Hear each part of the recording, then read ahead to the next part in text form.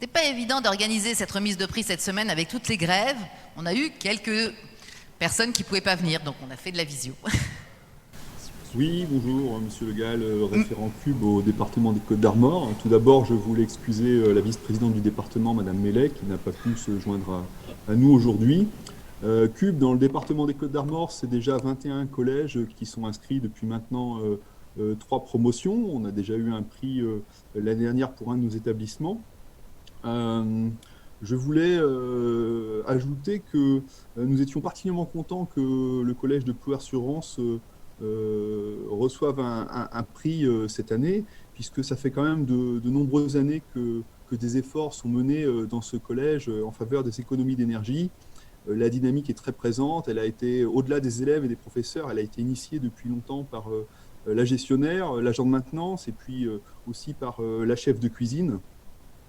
Je voulais aussi dire que sur les 9 collèges de cette promotion cette année, dans le département des Côtes-d'Armor, 6 ont réalisé des économies d'énergie, mais je tiens à féliciter l'ensemble des 9 collèges, car les belles dynamiques qui ont été initiées dans ces établissements vont sans doute et sûrement porter leurs fruits dans les années à venir. Et je laisse la parole au collège qui va présenter son challenge. Merci Monsieur Le Gall. Donc la parole ensuite à l'établissement. Merci Monsieur Le Gall. Donc ici, nous sommes à Plouer-sur-Rance, à l'est de Saint-Brieuc. Donc c'est une petite ville qui se trouve entre Dinan et Saint-Malo. C'est un endroit de vacances. Voilà, venez passer des jours ici, vous serez bien. Le collège du Val-de-Rance est un collège qui a une grande superficie foncière avec beaucoup d'arbres, de pelouse. C'est très arboré, c'est très agréable. Et l'autre particularité de l'établissement, c'est qu'il est de plein pied. Il n'y a pas d'escalier du tout dans le collège, avec donc des bâtiments qui s'étalent et qui sont très beaux en général. Effectivement, je confirme ce qu'a dit M. Le Gall, Madame la gestionnaire et M. l'agent de maintenance, à qui je vais passer la parole tout de suite, vont nous expliquer tout ce qu'ils ont fait depuis quelques années. Je reviens vous voir pour la conclusion.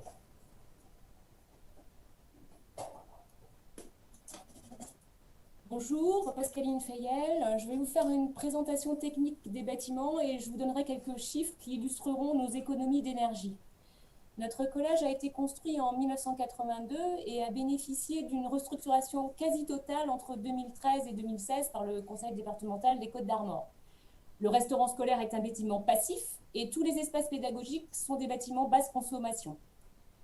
Tout cela doublé d'une VMC double flux dans tous les bâtiments rénovés et d'une très bonne isolation thermique et phonique.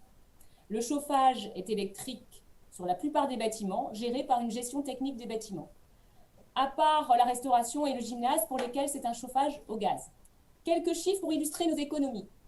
En consommation gaz 2015, nous avons fait 9 588 mètres cubes et en gaz 2020 et 2021, 2 années de suite, entre 4100 et 4300. Donc on a divisé par 2 notre consommation.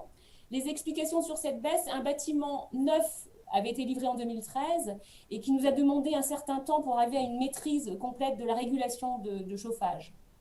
Mais au-delà des consommations de gaz et d'électricité, il y a aussi une autre manière indirecte de faire des économies d'énergie. Je vais vous parler de la lutte contre le gaspillage alimentaire. En 2017, nous faisions 8,7 tonnes de déchets. En 2022, 3,9 tonnes, moins 56% sur 5 ans. Tous ces déchets ont d'abord été produits et livrés, donc ont un impact énergétique non négligeable. Comment a-t-on pu diminuer ces déchets? Grâce au self-participatif, pour lequel Mewen, élève de 3e, va vous donner quelques explications tout de suite. Donc, se poser la question du tri et de la valorisation des déchets alimentaires, c'est bien. Ne pas en générer, c'est mieux. Et l'eau, même si ce n'est pas directement de l'énergie, c'est un bien précieux que l'on doit absolument préserver. Notre ratio consommation d'eau par élève est en moyenne de 1,5 m³ par an au collège du Val-de-Rance, contre 3 m³ sur l'ensemble des collèges du département, en moyenne. Nous sommes pour cela très vigilants sur toutes les fuites ou chasses d'eau déréglées. Nous avons aussi mis en place la méthode de pré-imprégnation pour l'entretien de tous les locaux qui permet une consommation d'eau raisonnée. Je passe maintenant la parole à Monsieur Sagnier, agent de maintenance, personne incontournable sur ces questions environnementales, qui va vous parler de nos actions au quotidien pour maîtriser l'énergie. Merci.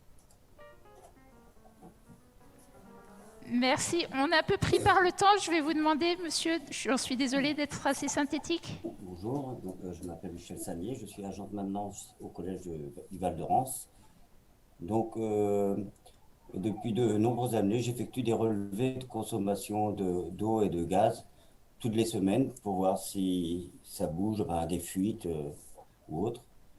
Nous régulons l'apport du chauffage le plus de besoin, excusez-moi, grâce à l'informatique. Sur l'ordinateur, on peut réguler parfois à l'heure, par rapport au temps aussi. Quand il fait beau, on peut on coupe tous les bâtiments et c'est immédiat. Donc c'est un gros avantage. Nous appliquons le protocole de coupure d'eau. Alors, à chaque vacances, on coupe l'électricité, donc ça coupe les ordinateurs, tout ça, les vidéos. Monsieur, et je suis désolée. Nous coupons l'eau pour éviter que s'il y avait une fuite pendant les vacances, tout est neutralisé. Voilà. Merci beaucoup. Et merci. Just like a prayer, you know I take you there.